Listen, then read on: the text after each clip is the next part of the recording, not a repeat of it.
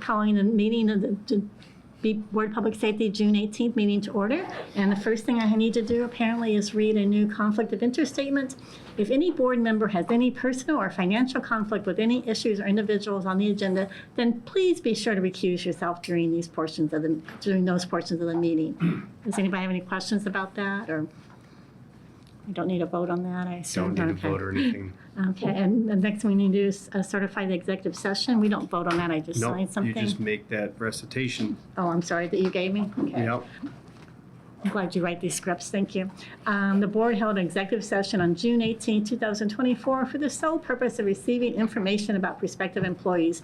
No other topics were discussed and no final board actions were taken. Let me sign this real quickly.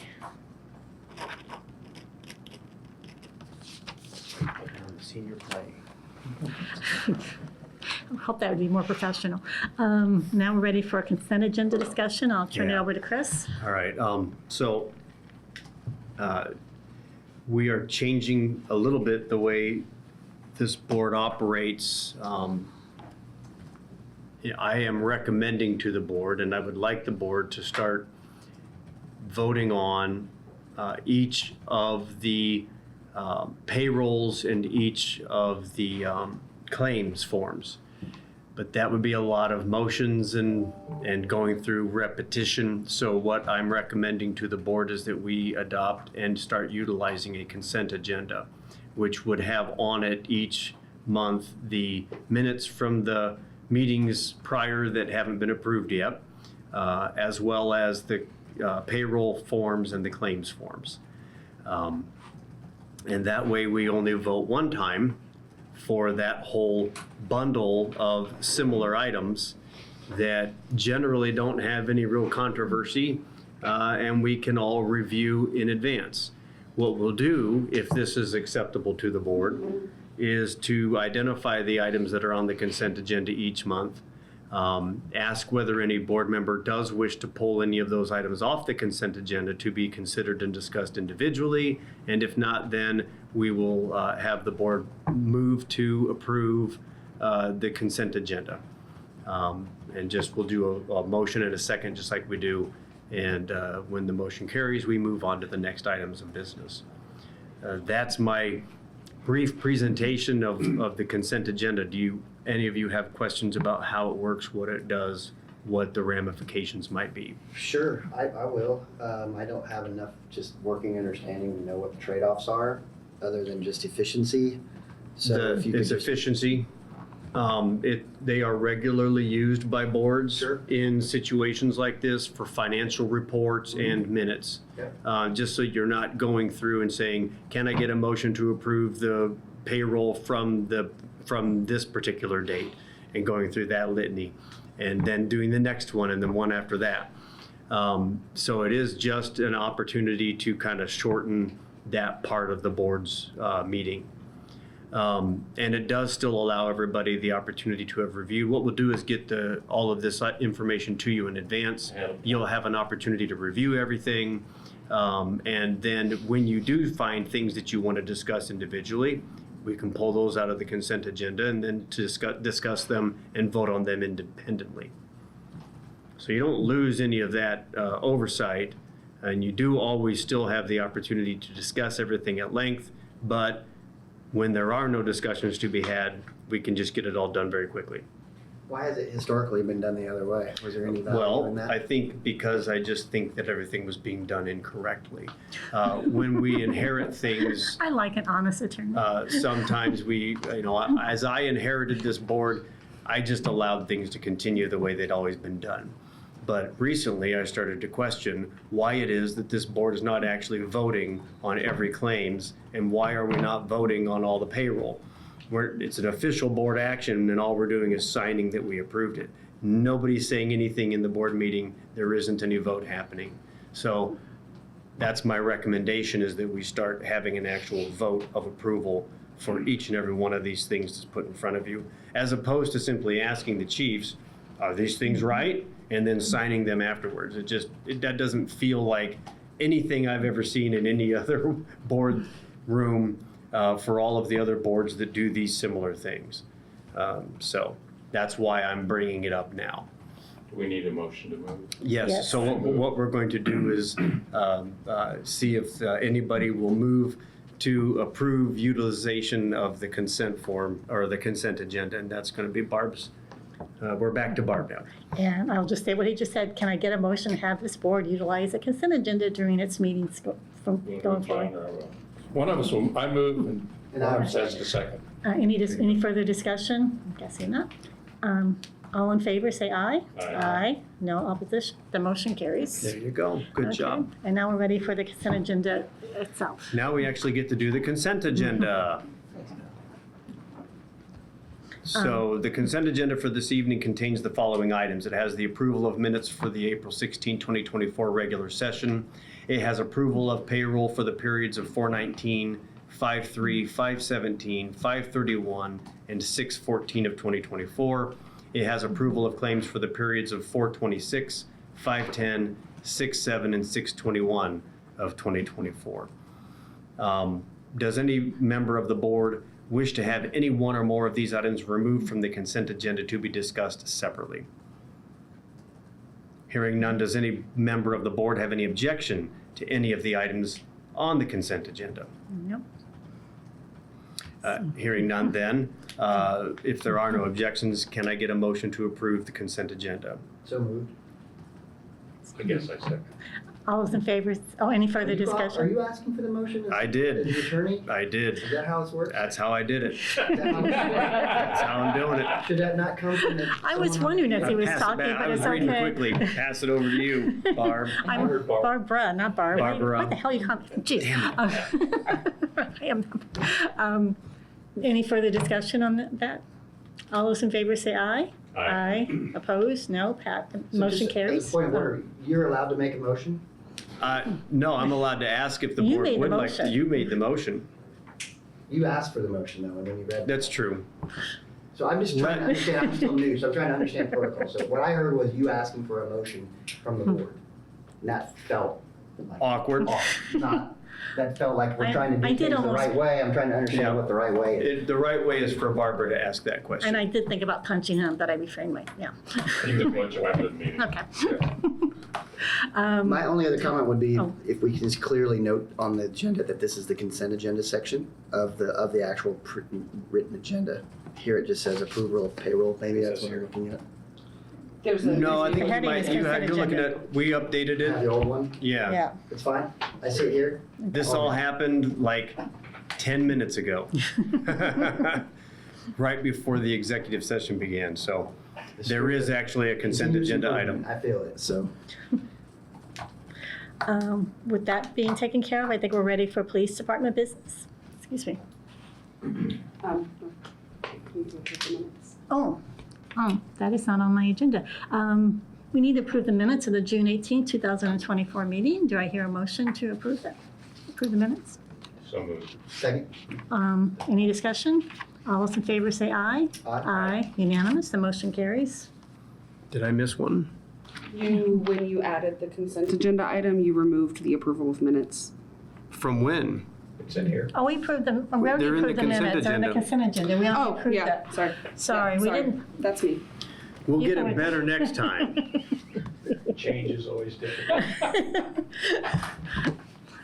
Okay, with that, I think we're ready for police department I think business. we are. All right, we'll start with calls for service. We did see another increase in calls from the same time period last year, unfortunately. Oh, is the clicker working? It is. It's about a 1.1% increase, total of 325 calls for service more than what we experienced in 2023. And as the chief mentioned earlier, there was that massive increase in calls for service between 22 and 23, so we continue to get busier.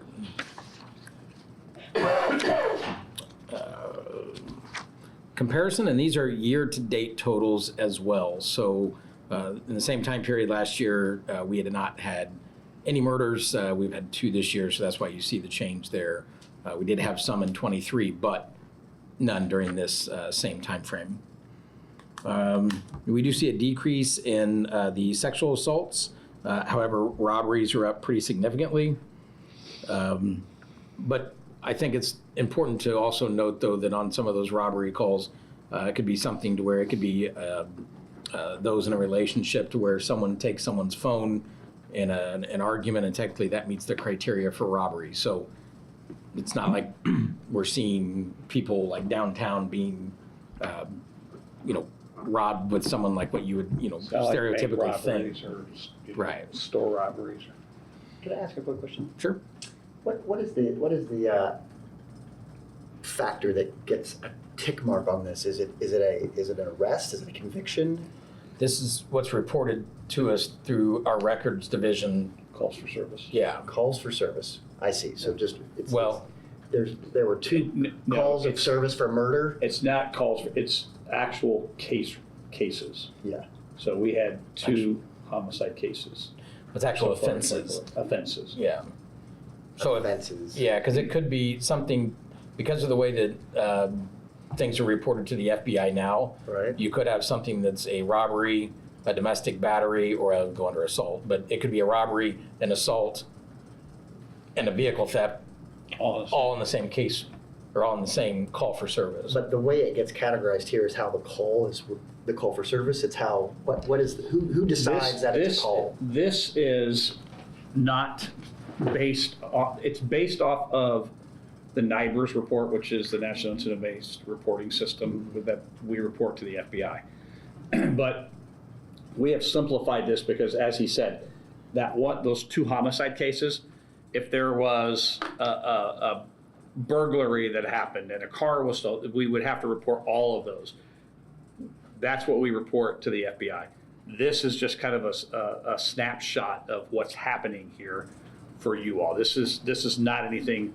Some of this would be reported, but this is a much more simplified version, just to show you kind of what's going on in Bloomington. And these numbers would come from our records division. Our manager and assistant manager are both trained in NIBRS reporting, so they would be the ones that would be So providing this those data. 2 murder, we had 2 cases, 2 investigations that we did for murder. The 29 sexual assault cases, we've had 29 actual case reports where we've investigated. So case report is that's a new term. So the case report is It's an incident. The It's an incident. incident. That's when it gets kind of. Yes, that's how it what binds these its way are. onto this. It's not a. That's what these are. It could be that 2 people were. The 2 deaths that are noted on 2024 under the murder column. In the court of law, someone could say, no, there was actually someone with self-defense. It wasn't like, or whatever. Like, that's Right. not what this is about. That's Right. not Exactly. reporting on what, like a judicial system. Yeah, we investigate what was reported to us. That's what, thank you. The beginning of the process. Yeah, thank you. Sorry for wording my question Ask every question you want. clumsily. Thank you. Happy to answer anything I can. Yeah, thank you. Slight uptick in thefts and burglaries and neglect cases, but everything else seems to be going down a little bit, except for graffiti. Traffic stops continue to climb, and this is something that the officers are out there trying to locate those responsible for criminal activity, and they're doing a pretty good job of making as many stops as they can when they're not involved in other calls for service.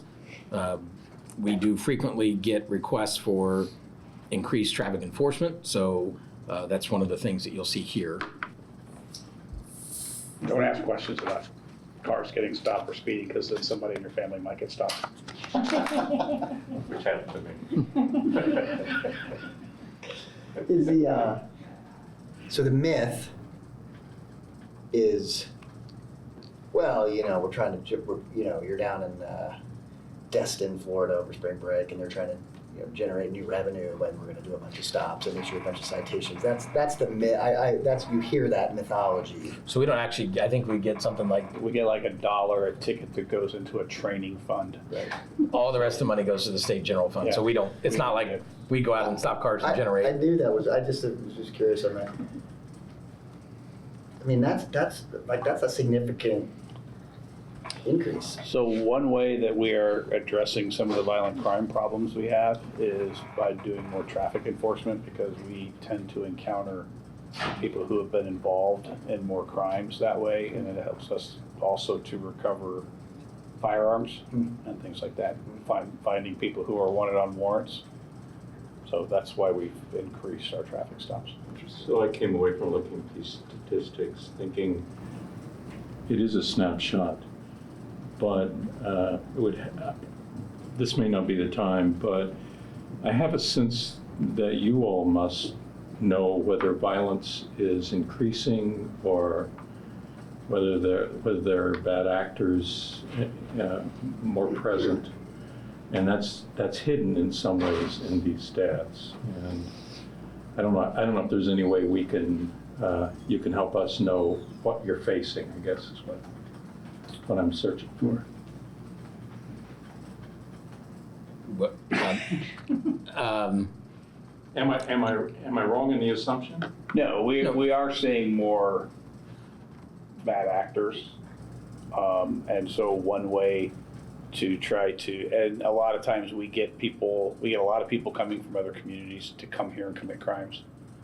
And so if we are more aggressive with traffic enforcement, we have more contact with those people. And again, a certain percentage of them are wanted on warrants.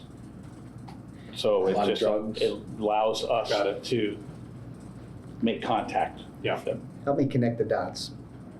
So ramping up traffic stops is positively correlated to the ability to find the bad actors. How are you so not all traffic stops then are created equal, right? So like the guy who runs the stop sign at whatever is different than somebody maybe who's doing, so I guess I'm trying to understand how from a policing standpoint is more traffic stops. That's not just random traffic stops you're making. It's like you're going after specific people. They're lawful stops. For sure. It increases the contacts that officers have with people.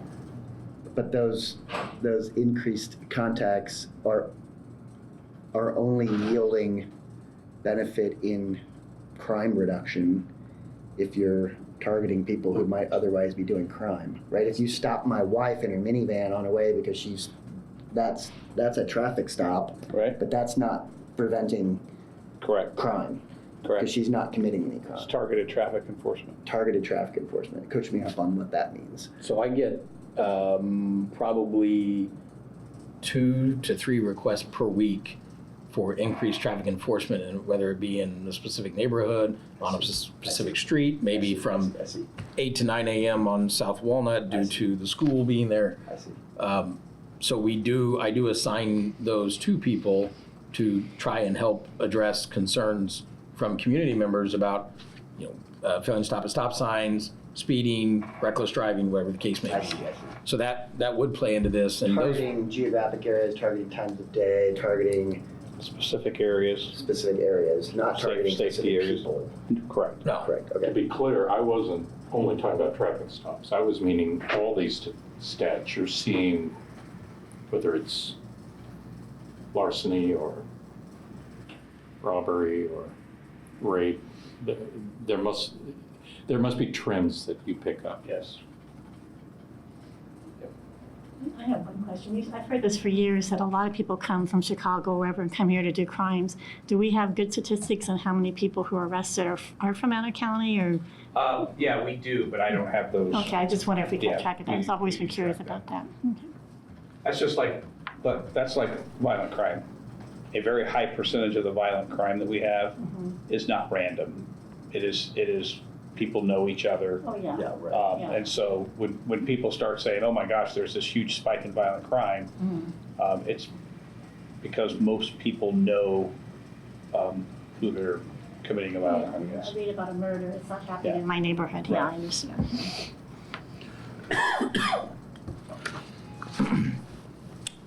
So here, this I think,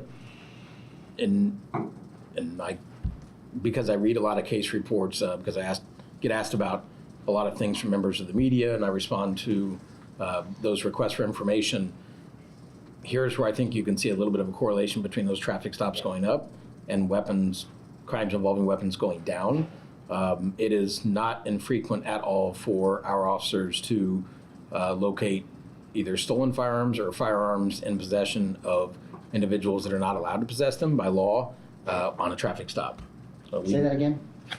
It is not uncommon whatsoever for our officers on a traffic stop to either recover stolen weapons or make an arrest for someone that's in possession of a weapon. It may not be stolen, or at least not reported stolen, but they're not legally allowed to possess it because of like prior felony convictions, domestic violence convictions, or they're a serious violent felon, something along those lines. How do you go from a traffic stop to uncovering? What happens in that chain of interaction where you stop someone for a lawful stop for a traffic violation? They have an arrest warrant. And then that gives you the authority to search and Yes. see something. So a search warrant, you stop somebody because for a lawful traffic stop, and you find out they have a search warrant or arrest warrant. Excuse me. So that's one of the method, or that's the primary one. No, that's one way. One way. Sometimes the firearm's visible. Sometimes it's visible. Officers ask, do you have any weapons in the car for my safety and yours? And sometimes they say yes, sometimes they say no. Interesting. Thank you. And drugs. I mean, if there's certain things like the smell of marijuana is probable cause allows an officer to search a vehicle in the state of Indiana. Yeah. And if they then ask the person to step from the vehicle, they then search the vehicle and the person because of that odor, and then they locate firearms. Interesting. Probably why they're speeding or going through a stop sign or whatever anyway. Yeah, no, that's helpful. Thank you. Arrests dropped just slightly from the same time last year, just 5, so that's pretty much staying right on pace. Juvenile referrals are up. I honestly don't know the reason for this. I don't recall seeing any major events involving juveniles, although we did respond some. That's probably an inaccurate statement. We did have to respond a few times to Switchyard Park, where we did make contact with juveniles that were fighting and just being just involved in that type of behavior, and they were referred to for criminal charges. So that's probably honestly where that spike comes from. Obviously, with the increase in good weather or nice weather, you start seeing more people outside. So that's probably what that can be attributed to. Hate crimes, June was the end of that second quarter, and we did not have any hate crimes in the first or second quarter so far this year. Nuisance calls, the disturbances continue to dominate those, and that can be anything from 2 people fighting or yelling at each other, maybe yelling at a passing vehicle, to actually fighting. It just, they kind of all roll in together. And a lot of those also involve intoxication. Training hours had 793.5 training hours. We did have 6 instructors that completed the TASER 10 course, the instructor course. 12 officers went through the mandatory BPD 24-hour in-service training, which is our annual training that every officer is required to attend. 6 new officers that we just hired completed probationary officer training course. We did have a couple detectives, I think, that took TikTok training, and then just the normal training for the various teams. Yep. I gotta ask. It taught them dance moves. All right. I have Chief, no where can we idea, see? So Can we see any? It's What's your handle? I follow you, Chief. it's designed to teach investigators how to access the things that are on TikTok. So if because it's not uncommon for people to post videos of criminal behavior. So the problem you run into, especially when you're talking about social media things that don't originate in the United States, is accessing that data later, because things like subpoenas or court orders don't necessarily get treated in the same manner when you're sending it to China. So this was, I believe, how to best access information and things like photos, videos, those types of things. Not looking at people, dancing in the street, but it is not uncommon for things like, here's one where you'll see someone that's a serious violent felon and they take a photo of themselves and post it while holding a rifle or a handgun. Not a very smart thing to do, but it does happen pretty frequently. Community engagement events continue to climb at 31 versus 11 last year, which is good to see.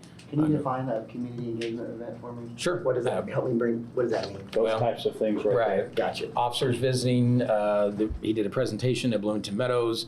We did the touch truck event at St. Charles, had kind of their own touch truck. And then we did, the DROs continue to, they have meetings every week with various service providers. We do things like, we just went to, which would be included technically in the next month's packet, but like the touch truck event that the city hosted, or CSS have been doing a lot of outreach with bicycle shops and bicycle owners, attempting to get people to register their bicycle, because unfortunately we have a lot of bicycle thefts in this city, but most people don't know the serial number for their bicycle. So if all they can report is that it was a red Trek bicycle, that doesn't allow you to arrest someone in possession of that bicycle unless there's a very specific thing that you're able to identify that it is indeed the one that was stolen. So the city offers a way to register bicycles, and then it also, we would have the serial number on file then once registered. So if it were to be stolen, we would at least know where to start. And we can, if as we come across discarded bicycles, or if we are in an encampment and see several bicycles, we would be able to check the numbers and see if they are indeed reported as stolen. Do I remember, am I dreaming that I maybe read that there was the claim that there was some sort of bike theft ring happening, and somebody said, no, we don't have any evidence of that at this time? I think That was me. Yeah. Laura Lang asked if we had a bike theft ring from the Herald Times, and I said, I am not aware of any bicycle theft ring. Yeah. They are stolen pretty frequently, but I'm not aware of any sort of like ring. Yeah. Right. Yeah, coordinated effort. I think a lot of times it's just it's just easy.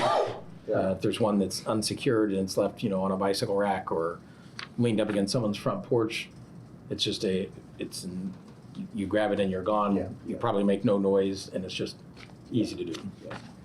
And it gets you from point A to point B, and then if you, I guess, are done with it, you can just discard it there. Yeah. Unfortunately. On the CS, community engagement events, so in the context of being understaffed, in the context of law enforcement, in the context of doubling the number of traffic enforcements, how does the department view more or fewer community engagement events relative to its total portfolio of work, right? I'm seeing more stops, understaffed, underworked. Or You're having doing non-sworn more. people do more community outreach. You're having who? Non-sworn people. Non-sworn people do The community outreach. CSSs those are the non-sworn. Yeah. CSSs are social workers. They do, A lot of that. they're doing, and we have a community outreach person, so they're doing Yeah. more of that than sworn officers. And the community engagement, I think I know the answer to this, but I'll just ask it anyway, is how do you view that in the hierarchy of all the things that you're tasked with doing as a department? Well, it's important because that's our way of reaching out and interacting with the community that might not have an incident where they call the police on. So it's an opportunity for us to meet people, build trust, Yeah. let people know about the department. So generally more is better Yes. in that. And because we're deploying different types of people to do these activities, we're able to see an increase. Yes.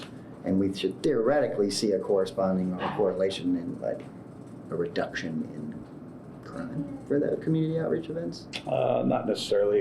It could enlighten someone that where they thought that they were a nuisance if they called the police. Yeah. When it's explained that they're not, Yeah. and that we need to know about this, that they might call more. Okay. So. Cool. Thanks. Upcoming events: Packed Cruiser, like I said, the Parks and Rec Touch the Truck, and Camp Connections with IU Speech Pathology and Monroe County Schools. The police social workers, the number of referrals did drop. However, I think it's important to note that we are currently, one down from what we were last year. We do have 2 openings right now, which we are interviewing for actually this week. But so we also, during this time frame, both social workers attended, what were they, I think like week-long conferences that were, where they were out of state. So those are times, obviously, that they're not available to make contacts with people. But they do continue to do very good work. That last one up there, we started that conference a couple of years ago and spun it off to a network of police social workers from around the country. And it's a lot of work to put it on, and so we did it twice and had somebody else pick it up. And Who can we get to do this for us? so it was in Connecticut this year. So Yeah. And one of our social workers did present there on family wellness, so that's something she's very passionate about. Letters of appreciation. This is from Jimmy Durnall, the chief of, the marshal of the Ellisville Police Department. There was a recent bomb threat at Edgewood High School. We sent investigators over there to assist them with their investigation and just be extra hands for them, help them do things like secure court orders and things like that, trying to figure out who it was that made the threat. So that was nice. This is actually a handwritten note that every officer from Mr. Jim Walls, and I do not know Mr. Walls, but I really appreciate him. He sent a handwritten note to every single officer of our agency, just saying that he appreciated the job that they do. And one of our community service specialists, Amy Myers, received this for, she's very good at making sure when there is state property damaged in a crash. This is something the state started maybe 3 or 4 years ago as a way to recover money from insurance companies when vehicles are causing damage to state either roadways or things like guardrails, road signs, things like that. So she received a letter thanking her from the Department of Transportation for continuing to tag that damage and make sure that those responsible for it are paying for it, and it's not taxpayers that have to cover that cost.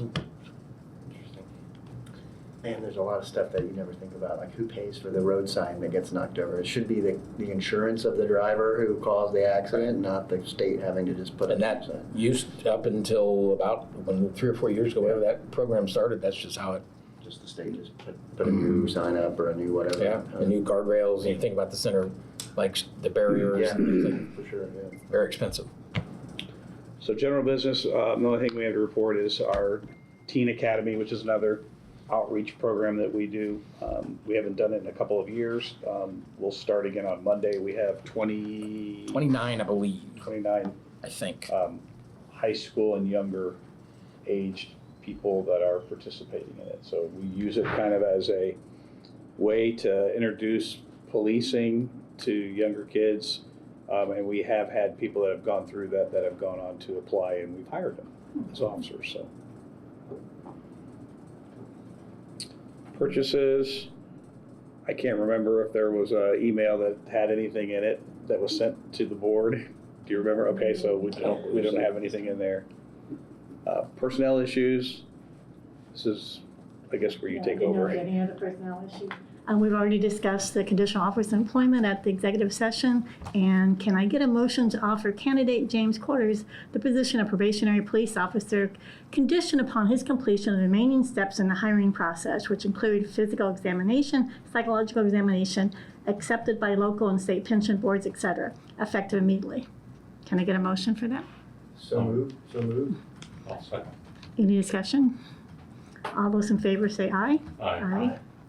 Passed unanimously. And the same thing with Barrett Heltzer. Can I get a motion to offer candidate Barrett Heltzer the position of probationary police officer, conditioned upon his completion of the remaining steps in the hiring process, physical examination, psychological examination, accepted by local and state pension boards, et cetera, effective immediately? I'll make that motion. I'll second. Any discussion? All those in favor, say aye. Aye. No opposition, motion carries. Last our part of this is the CERT ARV deployment. We had none this past month. Have you had any this year? I don't think.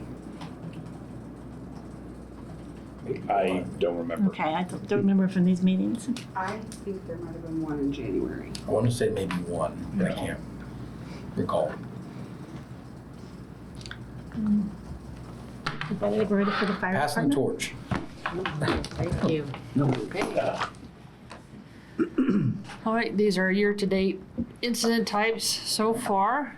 Like I said, as you can see, our divisions, our heaviest category is rescue and EMS. And then the majority of our runs are in the city, but you can see that we have responded quite a few times to IU as well. So, any questions here? Okay. This is a breakdown of the IU calls, the false alarm, rescue, EMS. So Is that, when you say false alarm, is that literally somebody pulling the alarm? it could be 3 in the morning? Yes, it Could be anything from that to the alarm going off due to a malfunction, could be popcorn set it off, that kind of thing. So Yeah. It's kind of a wide variety of And also alarms depends, that yeah, fall into that. how we enter it as well. So like I said, if this burnt popcorn smoked up the place, then the smoke detector did what it was supposed to do, but it wasn't a structure fire. If that makes sense. So like that. Heat map for all the calls so far that in just May, those are the categories, the yellow, and then getting into the red or orange are ones that we've been to a few times. So. First arriving, these are for fire-related calls. Out of May, there were 120 of them, and 70, we're looking at almost 59% were under the 240 minutes. Or seconds, rather, not minutes. By God, in minutes we should have been. Right, seconds. So, and prevention and public engagement statistics, you can see that we've, looking at the comparison between children and adults in 2023 and 2024.